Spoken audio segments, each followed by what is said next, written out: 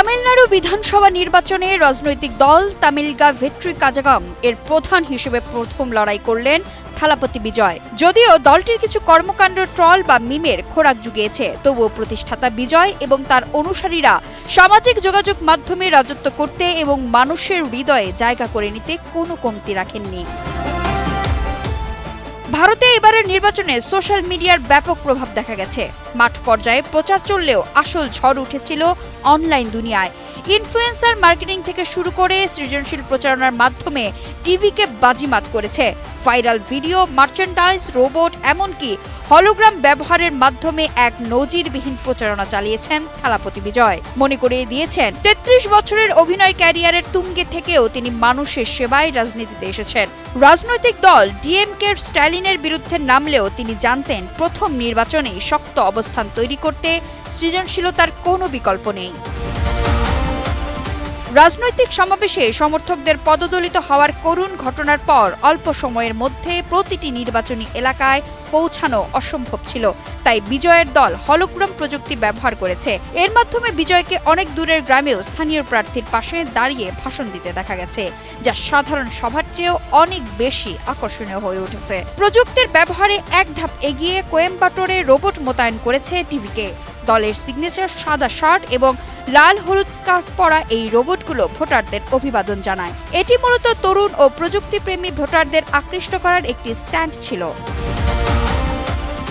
সিনেমায় থালাপতি বিজয়ের বডি ডাবলদের এবার দেখা গেছে নির্বাচনী ময়দানে। তার মতো দেখতে নৃত্যশিল্পী ম্যাথিয়েল গান কোলাথুর এলাকায় প্রচারণা চালান। তার সাথে বিজয়ের এতটাই মিল যে অনেক ভোটার তাকেই আসল থালাপতি মনে করে ছবি তুলতে ভিড় জমাতেন। রাজনৈতিক দল টিভিকের প্রতীক এখন লাইফস্টাইল ব্র্যান্ডে পরিণত হয়েছে। সোশ্যাল মিডিয়ায় টিভিকে অনুপ্রাণিত শাড়ি, মেহেদি ডিজাইন এবং নেইল আর্ট ভাইরাল হয়। এটি স্থানীয় ক্ষুদ্র উদ্যোক্তাদের জন্য এক নতুন ব্যবসার সুযোগ তৈরি করে দেয়। বিজয় গৃহিণীদের উদ্দেশ্যে অনুরোধ করেন যেন তারা ঘরের সামনে তাদের দলীয় প্রতীক বাঁশি বা হুইসেল এঁকে আলপনা দেন। এর ফলে বাড়ির সদর দরজাগুলো এক একটি রাজনৈতিক বিলবোর্ডে পরিণত হয়। নিজের এলাকাগুলোতে বিজয় শিশুদের অনুরোধ করেছিলেন তারা যেন তাদের মা বাবাকে টিভিকে ভোট দিতে রাজি করায়। এর ফলে অনেক ভাইরাল ভিডিওতে দেখা যায় শিশুরা মা বাবার কাছে বায়না ধরছে বা কান্নাকাটি করছে।